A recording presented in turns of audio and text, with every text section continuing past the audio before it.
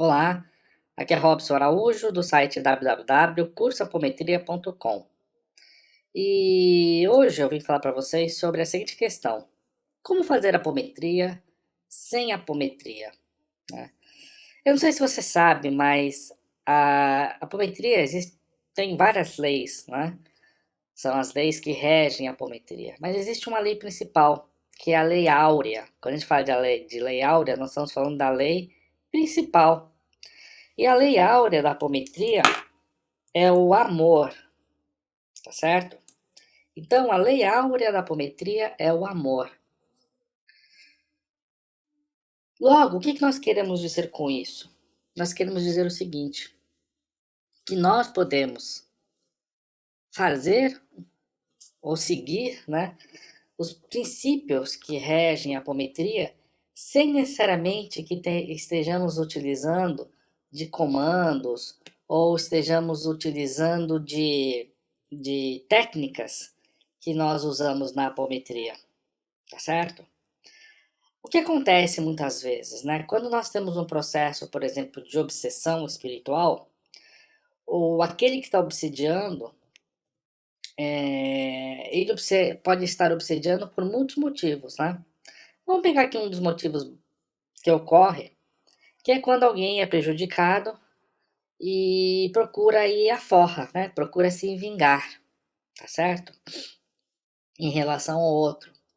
Mas nós temos também processos obsessivos por conta de cobiça, de vaidade, de orgulho, de uma série de coisas, né?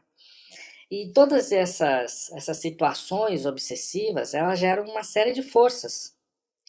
E essa série de forças, elas podem atingir aquele que está sendo obsediado.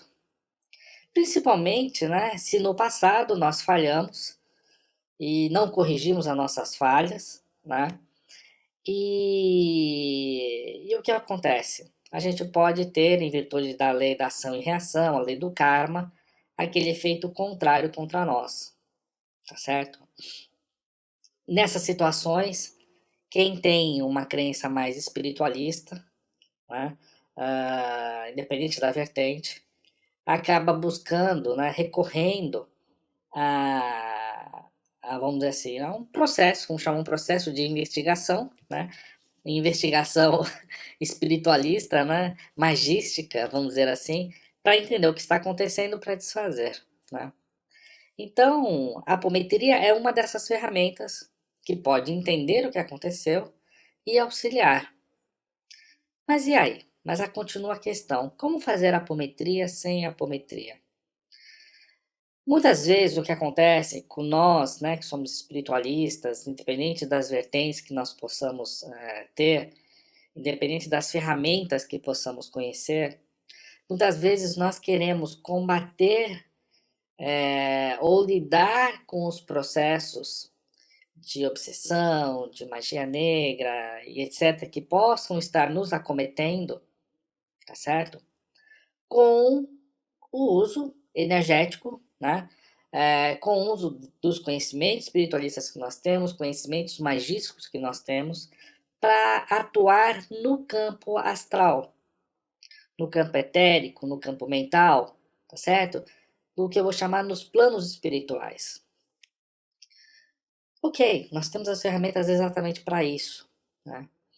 Mas muitas vezes nós esquecemos de lidar com a situação no nosso plano físico, né? Então, às vezes, acontecem desavenças entre marido e mulher, entre pais e filhos, entre amigos, entre irmãos, entre sócios. E essas desavenças, uma das partes, quando tem esse conhecimento espiritual, busca, né, um grupo espiritualista, seja um grupo de umbanda, seja um grupo de espírita, seja um grupo magístico, seja alguma religião espiritualista, seja até mesmo um grupo, né, que trabalha com apometria para buscar resolver essa situação. Existem situações que sim, elas vão precisar desse ferramental, vamos dizer assim, né, desse manancial de energético, para que essa situação que se criou possa ser desfeita. Mas na maioria das vezes, o que nos ensina a espiritualidade é que nos falta trabalhar a resignação, que nos falta trabalhar o amor, que nos falta trabalhar o perdão, né? Quantas vezes surgem situações onde são observados a falta de uma conversa, tá certo? Uma conversa entre as pessoas, uma conversa entre as pessoas, um entendimento entre essas pessoas, tá certo? Falta muitas vezes o perdão, tá certo? Muitas vezes o que falta é a fé. Será que alguém, né, em sã consciência, não considera que uma oração feita por uma mãe a Deus, né, pedindo a sua intercessão, pedindo o seu auxílio, com todo o seu amor, com todo o seu carinho, com todo o seu fervor, com toda a sua fé, né, pedindo a intercessão de Deus, será que Deus não irá auxiliar? Será que Deus não irá interceder? Será que Deus não irá aconselhar? Quantas vezes nós pegamos um livro, né, como por exemplo o Evangelho, né, de Jesus, o próprio Evangelho segundo o Espiritismo, ou um livro qualquer, né, que traga uma mensagem de elevação espiritual, e com toda a nossa fé pedimos a Deus que Ele nos possa inspirar através de alguma mensagem desse livro, e abrimos ali com a nossa crença de que Deus irá falar conosco através de alguma mensagem de alguma dessas páginas, as quais nós iremos ler e refletir para melhor agir. Será que Deus não pode falar conosco assim? Será que Deus não pode nos intuir a abrir uma determinada mensagem? Será que isso é tão grande? Será que isso não é algo que Deus possa fazer? Então, o que nos ensina a espiritualidade é que muitas das questões que são trazidas, né, à mesa apométrica, que são trazidas dentro dos terreiros de Umbanda, que são trazidas dentro das reuniões de mesa branca, espíritas, são situações em que bastaria que nós praticássemos, né, deixássemos o orgulho de lado, deixássemos a vaidade de lado, né, e buscássemos o entendimento. Porque o que acontece quando nós temos uma situação onde nós temos uma pessoa encarnada e um espírito obsidiando desencarnado? Muitas vezes essa situação ela ocorre e ela pode ocorrer no nosso presente, porque no passado faltou isso.